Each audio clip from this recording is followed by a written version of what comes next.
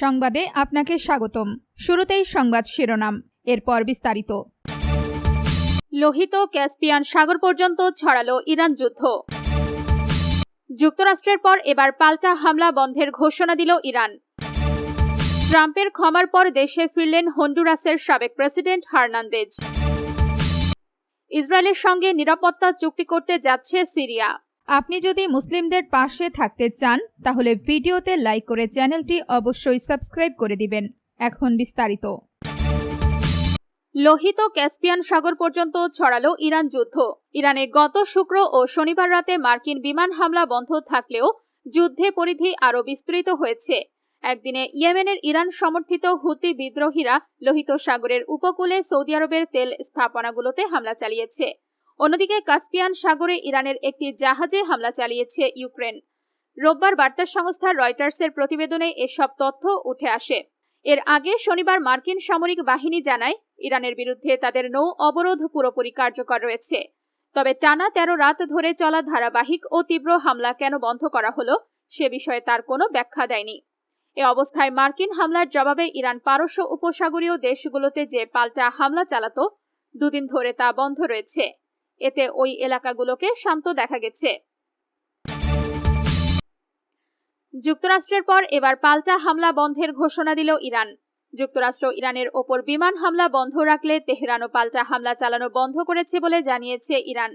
Iran জানিয়েছে তারাও মধ্যপ্রাচ্যে যুক্তরাষ্ট্রের মিত্র দেশগুলোর বিরুদ্ধে ড্রোন ও ক্ষেপণাস্ত্র হামলা বন্ধ রেখেছে। খবর আল জাজিরার। ইরানের পররাষ্ট্র মন্ত্রণালয়ের মুখপাত্র ইসমাইল বাঘেই বলেছেন, যুক্তরাষ্ট্র পূর্বে আলোচনায় বিশ্বাসঘাতকতা করলেও তেহরান ও ওয়াশিংটন মধ্যস্থতাকারীদের মাধ্যমে বার্তা আদান প্রদান করছে। রয়টার্সের প্রতিবেদনে বলা হয়েছে, টানা 13 রাত ধরে চলা মার্কিন বিমান হামলার পর গত শুক্রবার রাতে অভিযান স্থগিত করে পেন্টাগন। এরপর শনিবার ও রোববার যুক্তরাষ্ট্রের নতুন কোনো হামলার খবর পাওয়া যায়নি। একই সময়ে ইরান ও যুক্তরাষ্ট্রের সামরিক ঘাঁটি থাকা প্রতিবেশী দেশগুলোতে কোনো পাল্টা হামলা চালায়নি। নাম প্রকাশ না করার শর্তে ইরানের ওই কর্মকর্তা বলেন, আমাদের অবস্থান একই আছে।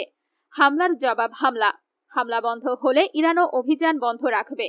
এই বার্তা ইতিমধ্যে যুক্তরাষ্ট্রকে জানানো হয়েছে। আপনি যদি মুসলিমদের পাশে থাকতে চান তাহলে ভিডিওতে লাইক করে চ্যানেলটি অবশ্যই সাবস্ক্রাইব করে দিবেন। ট্রাম্পের ক্ষমার পর দেশে ফিরলেন হন্ডুরাসের সাবেক প্রেসিডেন্ট হার্নান্দেজ। মার্কিন প্রেসিডেন্ট ডোনাল্ড ট্রাম্পের ক্ষমা পাওয়ার 8 মাস পর নিজ দেশ হন্ডুরাসে ফিরেছেন দেশটির সাবেক প্রেসিডেন্ট হুয়ান অরল্যান্ডো হার্নান্দেজ। মাদক ও অস্ত্র পাচারের অভিযোগে যুক্তরাষ্ট্রের 45 বছরের কারাদণ্ড ভোগের সময় তিনি এই ক্ষমা পান। রোববার 26 জুলাই একটি ব্যক্তিগত বিমানে করে তিনি রাজধানী তেগুসিগালপা থেকে প্রায় 60 কিলোমিটার দূরে পালমেরোলা আন্তর্জাতিক বিমানবন্দরে অবতরণ করেন। বিমানবন্দরে তাকে স্বাগত জানান তার মা, স্ত্রী আনা গার্জিয়া ও পরিবারের অন্যান্য সদস্যরা। পরে দলীয় শত শত সমর্থকও তাকে অভ্যর্থনা জানান। বিমানবন্দরে পৌঁছে হার্নান্দেজ ও তার পরিবারের সদস্যরা হাঁটু গেড়ে প্রার্থনা করেন। এরপর তিনি আরেকটি ফ্লাইটে তেগুসিগালপার টনকন্টিন বিমানবন্দরের উদ্দেশ্যে রওনা হন। হার্নান্দেজ 2014 থেকে 2022 সাল পর্যন্ত টানা 2 মেয়াদে হন্ডুরাসের প্রেসিডেন্ট হিসেবে দায়িত্ব পালন করেন। তার স্ত্রী আনা গার্জিয়া 2025 সালের প্রেসিডেন্ট নির্বাচনে প্রার্থী হয়েছিলেন।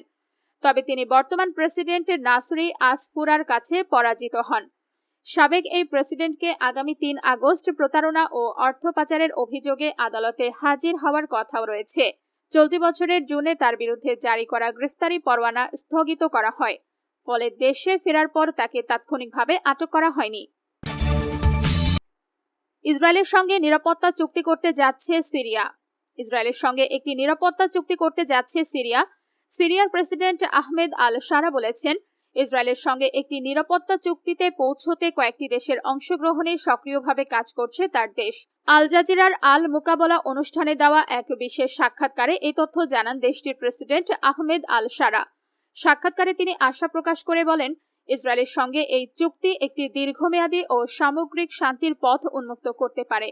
তবে এই ধরনের কোনো চুক্তি ইসরায়েলের দখলকৃত গোলান মালভূমির ওপর সিরিয়ার অধিকার ক্ষুণ্ণ করবে না বলে আশ্বস্ত করেছেন তিনি। 1973 সাল থেকে সিরিয়ার এই ভূখণ্ড অবৈধভাবে দখল করে রেখেছে ইসরায়েল। শারা বলেন, ইসরায়েলের সঙ্গে যে কোনো ধরনের সংঘাত এড়িয়ে চলছে সিরিয়া। দুই দেশের মধ্যে একটি নিরাপত্তা সমঝোতা সংকট নিরসনে সামগ্রিক সমাধানের পথ তৈরি করতে পারে।